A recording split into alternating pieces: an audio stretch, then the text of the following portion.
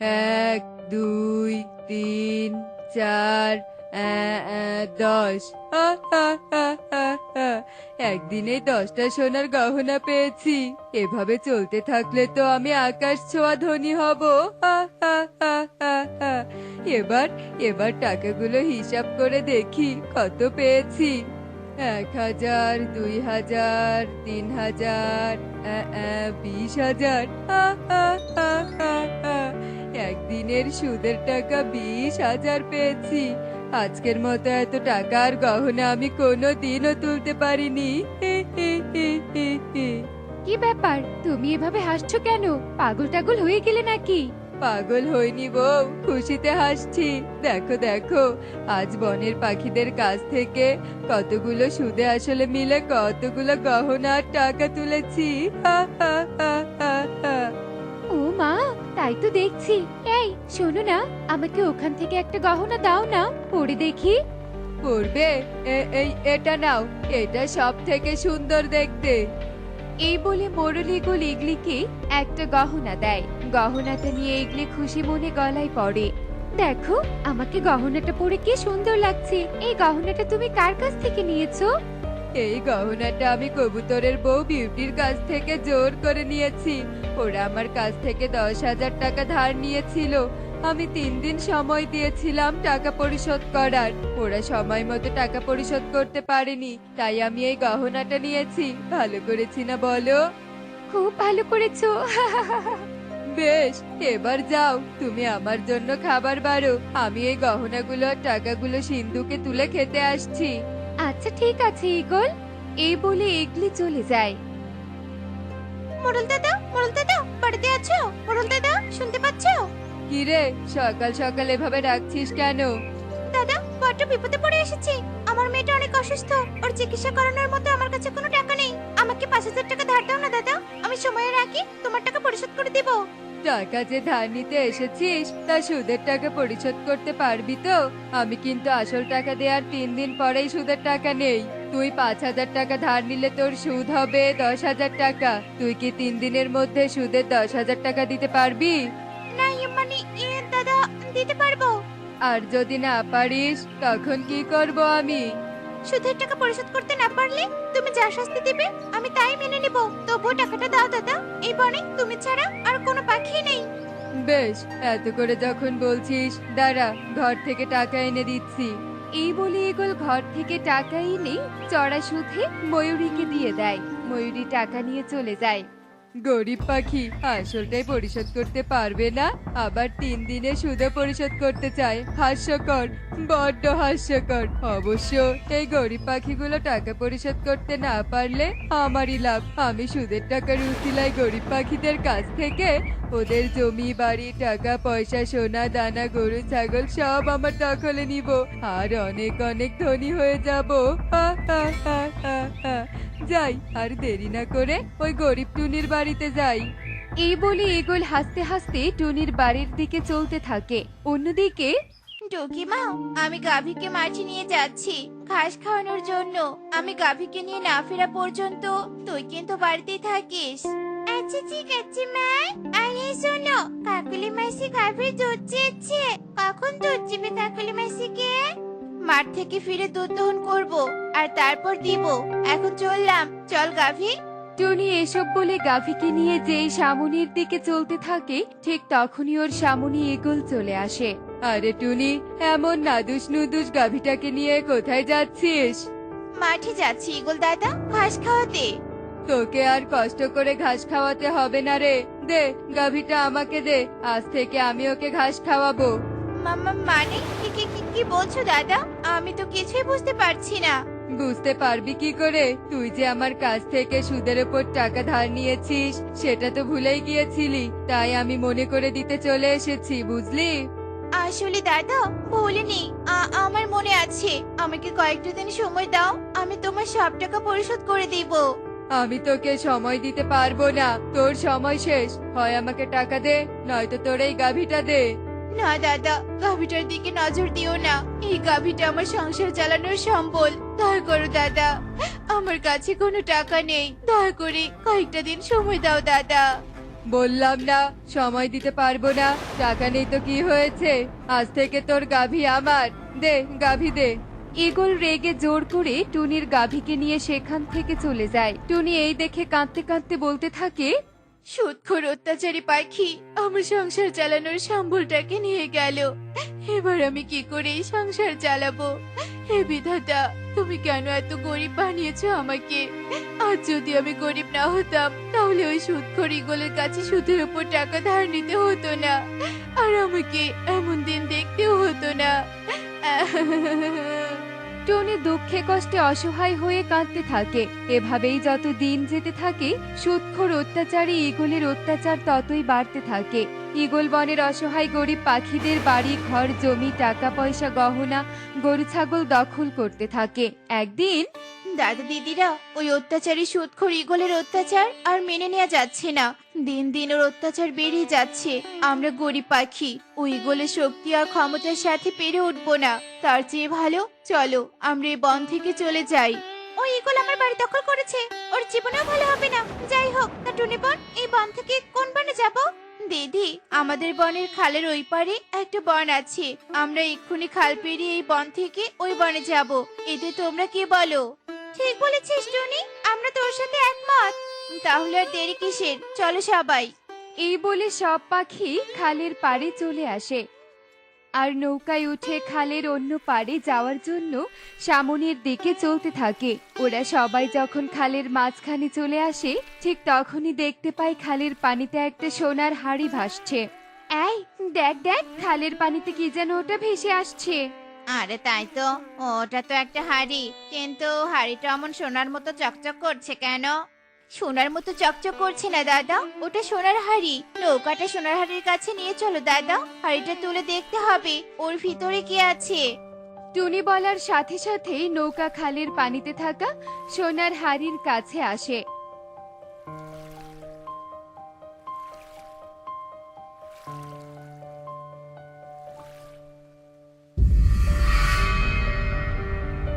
হায় হায়, কে কে কে কে তুমি? আমাদের কোনো ক্ষতি করো না, আমরা তোমার কিচ্ছু করিনি। আমি পড়ি, ভয় পেও না পাখিরা, আমি তোমাদের কোনো ক্ষতি করব না। বরং তোমরা আমাকে বন্দি দশা থেকে মুক্ত করেছো, এই জন্য তোমাদেরকে অনেক অনেক ধন্যবাদ আমার এত বড় উপকার করার জন্য। তোমরা আমার কাছে যা চাইবে আমি তোমাদের তাই দিব। বলো পাখিরা, কি চাই তোমাদের? পরি, তোমার কাছে কোনো মূল্যবান জিনিস চাইবো না। শুধু চাই ওই সুদখোর অত্যাচারী মোরল ঈগলের শাস্তি। সুদখোর অত্যাচারী ঈগলের শাস্তি চাচ্ছ? কিন্তু কেন, সে কি করেছে? কি করেছি শুনতে চাও? শোনো তবে। ওই ঈগল এত বদমাশ, তোমরা কোনো চিন্তা করো না, ওকে আমি কঠোর শাস্তি দিব। তবে তোমাদেরকে আমার বুদ্ধিমতো কাজ করতে হবে। পারবে তো আমার বুদ্ধিমতো কাজ করতে? হ্যাঁ হ্যাঁ, অবশ্যই পারবো পরি। তুমি শুধু আমাদেরকে তোমার বুদ্ধির কথাটা বলো। শোনো সবাই মন দিয়ে। এই বলে পরে ওদের তার বুদ্ধির কথা খুলে বলে। সব শুনে পাখিরা আবারও বনে চলে আসে। জানিস টুনি, খালের পানিতে নাকি একটা সোনার হাড়ি আছে। ওই সোনার হাড়িতে কেউ যদি টাকা পয়সা সোনার গহনা রাখে তাহলে নাকি সেই টাকা পয়সা গহনা দ্বিগুণ হয়ে যায়। তাই নাকি? চলো তো আমি ওই সোনার হাড়িতে গিয়ে টাকা রেখে দেখি। খালের পানিতে সোনার হাড়ি, সেই হাড়িতে সোনা দানা রাখলে দ্বিগুণ হয়ে যায়। তাহলে আর দেরি কিসের, আমি এক্ষুনি যাব আমার সব টাকা পয়সা নিয়ে। হা, হা, হা, হা, হা। যেই কথা সেই কাজ। ঈগল তার সমস্ত টাকা পয়সা সোনা দানা নিয়ে এসে খালের পানিতে থাকা সোনার হাড়িতে রাখে, আর সাথে সাথে সোনার হাড়ি সমস্ত টাকা পয়সা নিয়ে পানিতে ডুবে যায়। হায় হায়, এ কি হলো? আমার সোনা দানা টাকা পয়সা নিয়ে যে সোনার হাড়ি ডুবে গেল। আমার যে সর্বনাশ হলো। হায় হায় হায় রে। হ্যাঁ, কে কোথায় আছিস? আমার সম্পত্তিগুলো তুলে দে রে। আমার এত সাধের সম্পত্তি। ঈগল যখন এভাবে কাঁদছিল ঠিক তখনই ওর সামনে পরি প্রকট হয়। তোর খুব কষ্ট হচ্ছে তাই না, লোভী সুদখোর? এরকম কষ্ট বনের গরিবদেরও হয়েছিল যখন তুই ওদের কাছ থেকে টাকা পয়সা ছিনিয়ে নিচ্ছিলি। এবার দেখ কেমন লাগে। আমি আর লোভ করব না, কাউকে অত্যাচার করব না। বেশি সুদে টাকা ধারও দিব না, তবু আমার সম্পত্তি ফিরিয়ে দাও। ঈগল কাঁদতে থাকে আর কপাল চাপড়াতে থাকে। এমনই সব মজার মজার শিক্ষণীয় টুনি পাখির গল্প দেখতে আমাদের পাশেই থেকো। আর গল্পগুলো কেমন হচ্ছে তা কমেন্টে জানাতে ভুলো না কিন্তু। Bye bye. টোনা, টোনা, আর কত ঘুমাবে? এবার তো উঠে পড়ো। বুঝেছি তুমি উঠবে না। এদিকে যে ঘরে কোনো খাবার নেই, সেদিকে কি তোমার কোনো খেয়াল নেই? কত ঘুমাবে ঘুমাও, আমিও আর তোমাকে ডাকবো না। টুনির এসব কথা শুনে টোনা ঘুম থেকে চমকে ওঠে। কি বলে টুনি, ঘরে কোনো খাবার নেই? আমাকে আগে বলবে তো, আমি তো নিশ্চিন্তে ঘুমাচ্ছিলাম। থাকো টুনি, আমি কাজে চলে গেলাম। টোনা এসব কথা বলে ছুটে কাজে চলে যায় আর টুনি পিছু পিছু ডাকতে থাকে। টোনা, টোনা, এভাবে খালি পেটে কাজে যেও না, অন্তত কিছু একটা তো খেয়ে যাও। টোনা, এই টোনাকে নিয়ে আমি আর পারি না। আমার কথাও যে ওর কানে যায় না। যাই হোক, আমি আমার কাজগুলো করে নেই। আর অন্যদিকে টোনা বনে ঘুরে ঘুরে বেলুন বিক্রি করতে থাকে। এই বেলুন নিয়ে যাও, বেলুন, রং বেরঙের বেলুন। অনেক বেলুন আছে গো, অনেক বেলুন। নিয়ে যাও, নিয়ে যাও। টোনার হাক ডাক শুনে ছোট ছোট বাচ্চারা ছুটে আসে। আঙ্কেল, আঙ্কেল, তাড়াতাড়ি আমাকে 3টা বেলুন দাও। বন্ধুরা যে আমার জন্য অপেক্ষা করছে। দিচ্ছি রে মা পারুল, দিচ্ছি। তোর থেকে যে আমার তারা অনেক বেশি। তোকে তাড়াতাড়ি বেলুন দিয়ে আমাকে আবার বাড়িতে বাজার করে নিয়ে যেতে হবে। ঠিক আছে আঙ্কেল, তাড়াতাড়ি বেলুন দিয়ে তুমি চলে যাও। এরপর টোনা পারুলকে বেলুন দিয়ে বাজারে চলে যায়। আর অনেক বাজার নিয়ে টোনা যখন বাড়িতে যাচ্ছিল তখন টোনার সাথে কালুর দেখা হয়। বাবা, টোনা, এত বাজার! তুই তো দেখি এখন বেশ ভালো টাকা উপার্জন করছিস। কালু দাদা, তোমার সাথে এখন আমার কথা বলার সময় নেই গো। আমাকে যে তাড়াতাড়ি বাজার নিয়ে বাড়িতে যেতে হবে। আরে, এই টোনার এত দেমাক, আমাকে এই সময়ের অজুহাত দেখিয়ে চলে গেল। 2 টাকা বেশি উপার্জন করে খুব পাকনা গজিয়েছে তোর, তাই না? আমিও দেখবো তোর এই বার কতদিন থাকে। আমাকে অপমান করা, তাই না? এর ফল হারে হারে টের পাবি। অন্যদিকে টোনা রাস্তায় কোনো দিক না তাকিয়ে তাড়াতাড়ি বাজার নিয়ে বাড়িতে যায় আর টুনি রান্না করে তারা খেতে বসে। টোনা, আমাকে নিয়ে তুমি এত ভাবো? শুধু বলেছি বাড়িতে খাবার নেই, আর তুমি বাতাসের গতিতে গিয়ে কাজ করে খাবার নিয়ে আসলে। তোমাকে স্বামী হিসেবে আমি ধন্য টোনা, ধন্য। থাক টুনি, আমার আর প্রশংসা করতে হবে না। তুমি আমার একমাত্র বউ। আমি বেঁচে থাকতে তোমাকে আমি কোনো কষ্টই পেতে দিব না, বুঝেছো? টোনা টুনিকে অনেক ভালোবাসে, তাই যতই কষ্ট হোক টোনা টুনির জন্য সবকিছুই করে। টোনা, আজ কিন্তু তাড়াতাড়ি বাড়িতে আসবে। তোমার দেয়ার রঙিন চুড়ি পরে আমি তোমার সাথে ঘুরতে যাব। ঠিক আছে টুনি, তুমি কোনো চিন্তা করো না। আমি ঠিক তাড়াতাড়ি চলে আসবো। আয় আয় টোনা, আয়। তোর যে মরণ ফাঁদ তৈরি করে রেখেছি আমাকে অপমান করে, তাই না? এটাই যে তোর কাল হয়ে দাঁড়িয়েছে। হা, হা, হা, হা, হা। কি রে টোনা, এভাবে শুধু হাঁক ডাক করলে হবে? ভালো উপার্জনও করতে হবে। ওই পাশের জঙ্গলে যা, ওদিকে আজ অনেক ছোট বাচ্চা দেখে এলাম। নিশ্চয়ই তোর অনেক বিক্রি হবে। সত্যি বলছো কালু দাদা? আচ্ছা ঠিক আছে, আমি এক্ষুনি বনের রাস্তা দিয়ে পাশের জঙ্গলে যাচ্ছি। আরে টোনা, বনের রাস্তা দিয়ে গেলে অনেক দেরি হয়ে যাবে। তুই বরং শর্টকাট রাস্তা দিয়ে যা, বাচ্চাদের দেখা পেয়ে যাবি। টোনা সরল মনে কালুর কথা বিশ্বাস করে আর কিছু না ভেবে শর্টকাট রাস্তা দিয়ে যেতে থাকে। আর যেতে যেতে টোনা হঠাৎ একটা কুয়োতে পড়ে যায়।